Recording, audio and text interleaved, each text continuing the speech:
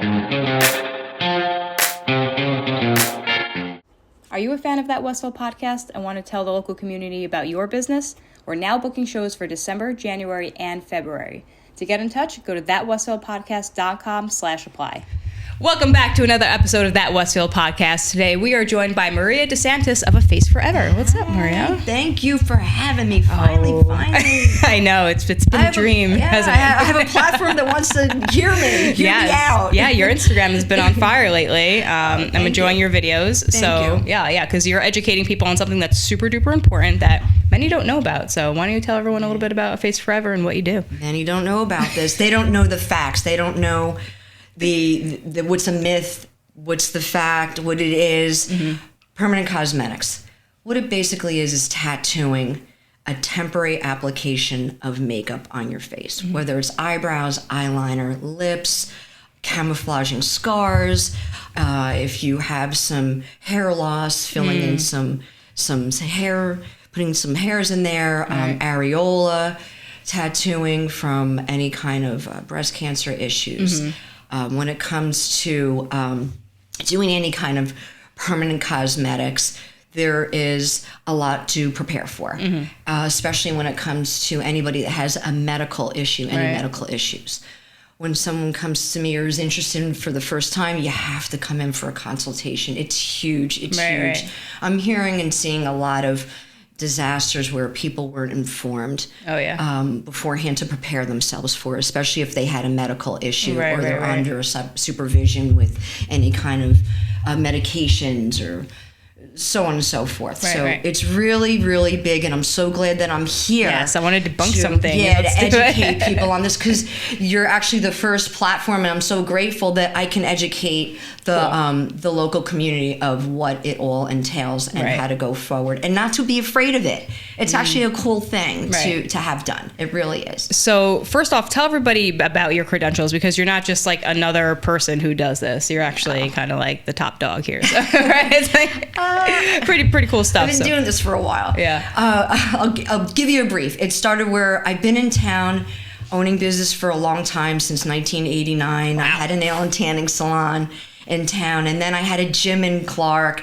and someone approached me, one of my clients that was going to both facilities, and she was actually battling cancer, and she lost her eyebrows, and she saw something on TV about permanent makeup, and she said, go learn how to do that so you can tattoo. I swear to God, that's how it happened. Go learn how to do it for me. Yeah, she said, go learn how to do it. I'm like, oh my God, I'm running 2 other businesses solo, no partners, 2 sets of employees, and I was so intrigued. Yeah. And I found out about it back then, and believe it or not, it was all about the yellow pages. I had to go through the yellow pages and find a school down in Cherry Hill, which I did, and I closed up the 2 businesses, and full swing. It's over 20 years now. Wow. I actually started teaching. I was teaching for that, my instructor, Rosemary Bozeman. She is the pioneer of this industry. She is a lovely woman doing this 40 years, and I climbed on board with her for 10 years, and then from her, she became the president of the association. Okay.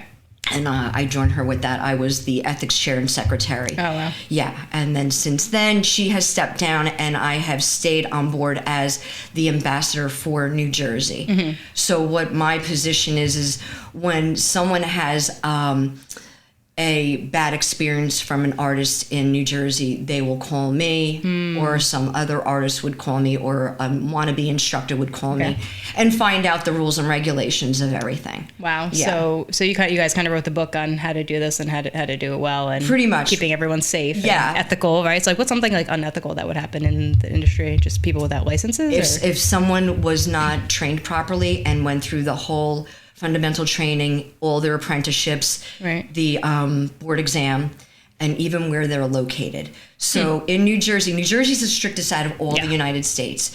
The American Academy of Micropigmentation is the association I'm board certified, and the only association that anybody in New Jersey has to be board certified under. There's another one, the SPCP. The AAM is what, that's it. Yeah. So someone would call me and say they had their microblading done and it was in somebody's house. That is a total no-no. Right. Yeah. It can't be done in a hair salon. It can't be done in... No. Oh, shit. Unless it was a whole separate entity, a separate entrance, exit, bathroom. Why is that? Just because we're working with needles and breaking the skin.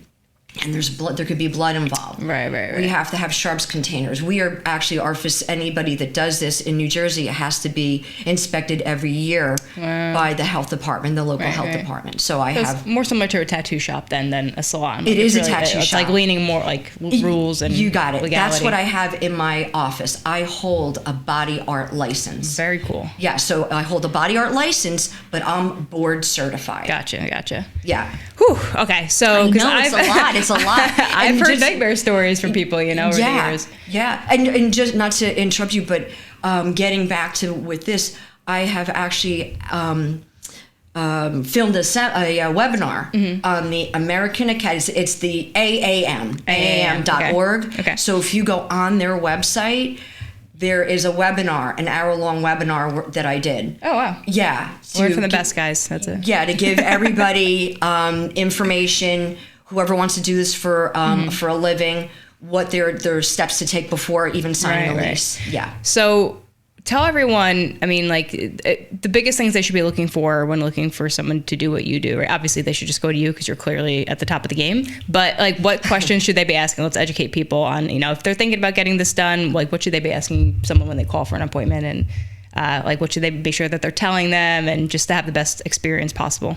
So when someone say you call me and you want your eyebrows done, I am going to first invite you in for a consult.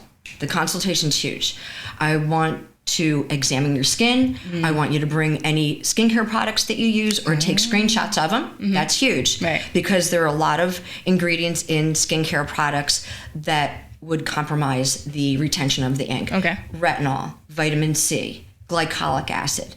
Then we're getting into oily skin, salicylic acid, benzoyl peroxide, medications. If you're on beta blockers, if you're on any blood thinners, if you're an insulin-dependent diabetic. Right.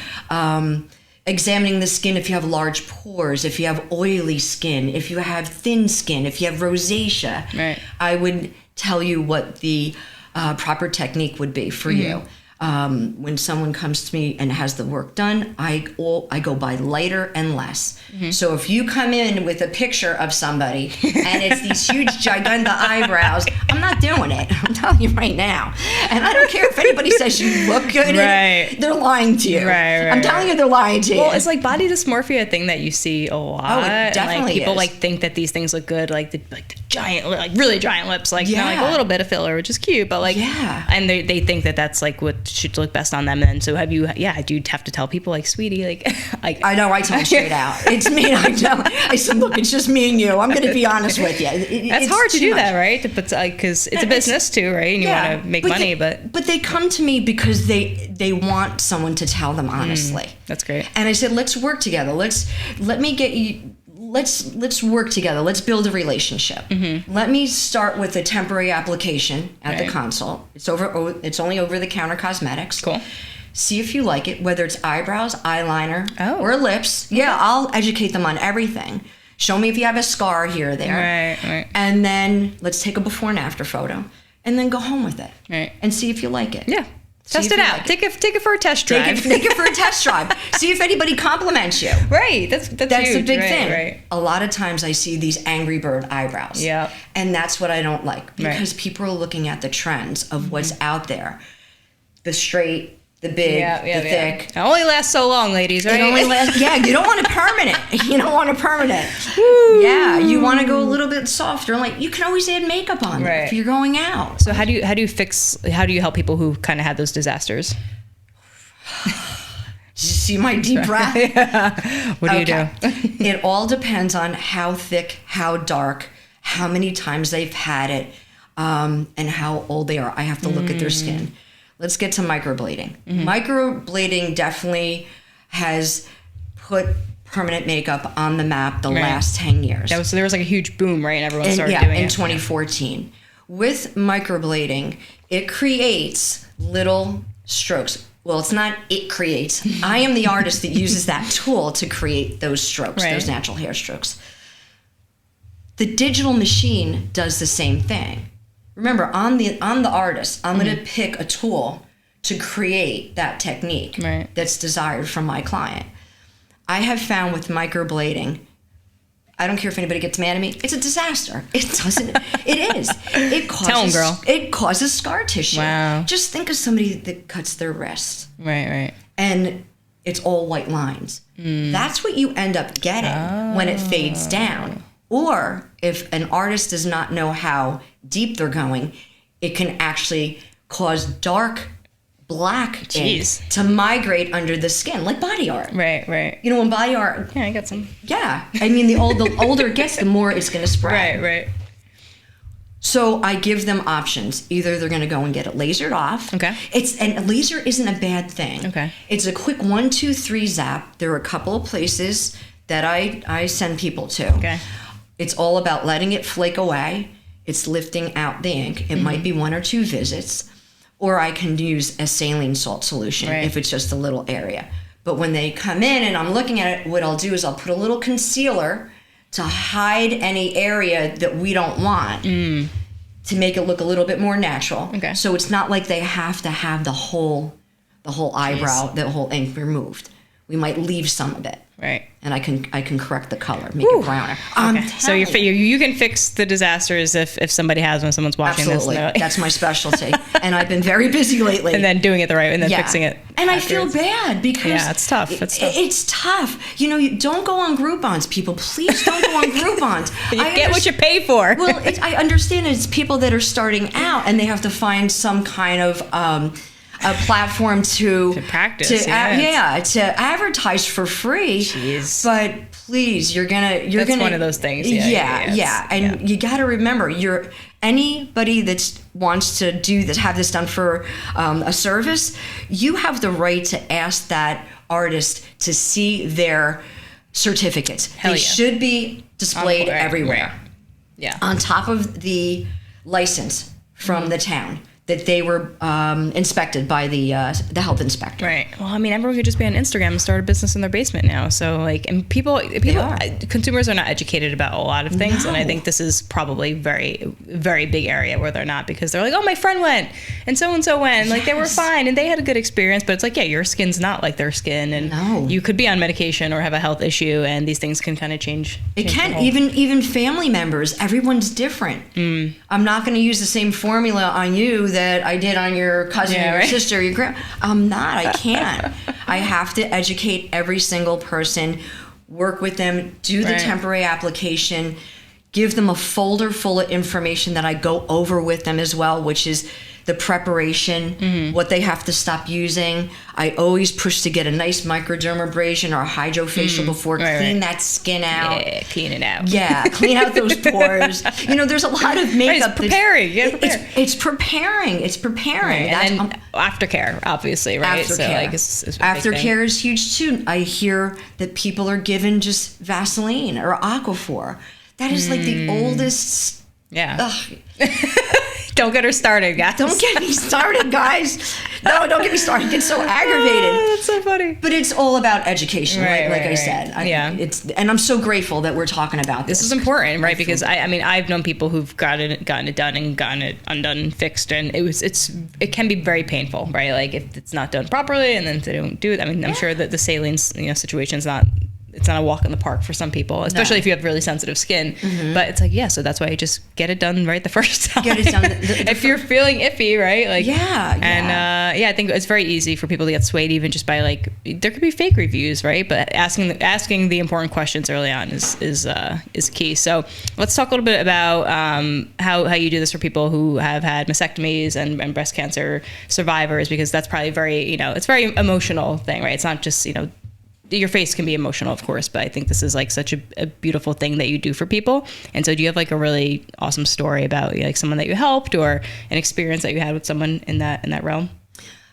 So I'll be honest with you, with the whole areola and nipple tattooing, I enjoy doing it. I don't really do it too much anymore. And I'll tell you why, because when I was teaching down in the Bow Institute, we were getting a lot of the nurse practitioners from the doctors that were doing the implants. They were doing in-house work, because the insurance companies, it's all about the insurance, who's going to take care of it, who had enough in the till of their insurance, the completion work. Yeah. There's so much involved. I used to work with Dr. Andrea Strauss. She was in Plainfield and then up in Bridgewater. So I worked a lot with her patients. And then, her office would take care of the insurance. Right. But teaching it, that was huge. And it's sad because a lot of the young girls don't want to have it redone right away. Really? The older women do. I felt that was so unusual. Maybe they were so traumatized, right.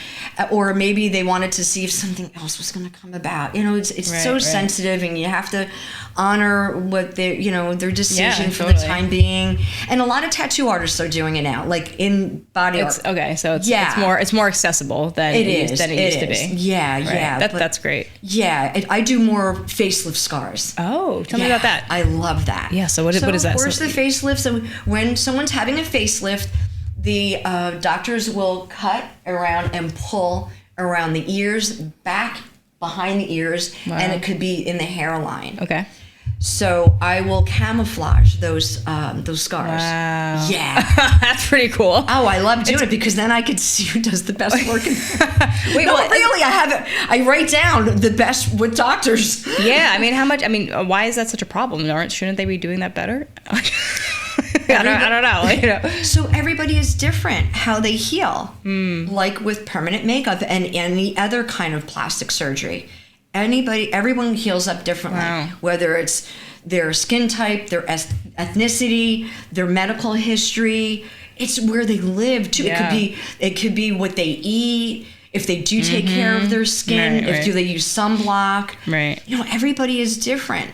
And some people just don't heal as nicely. Right. Can that change over time too? So 10 years after a facelift, like your skin can shift and change and then you get it done? Or is it kind of like afterwards, after you heal up, you kind of know if you're going to need that done or not? It's usually like a year, 6 months to a year later. Okay. Pretty quick. Yeah. Okay. Ideally when you're having any kind of surgeries and there's a scar involved, you should be told to constantly massage the area to break down the scar tissue. Because remember, in that scar tissue, there's no blood flow. Right. So you want to make sure that there's constant blood flow. And the best time to massage that area and work on it is when it's fresh. I didn't know that. Yeah. When you have say liposuction. Right. You're going for the newest thing is having lymphatic massages the next day and every day.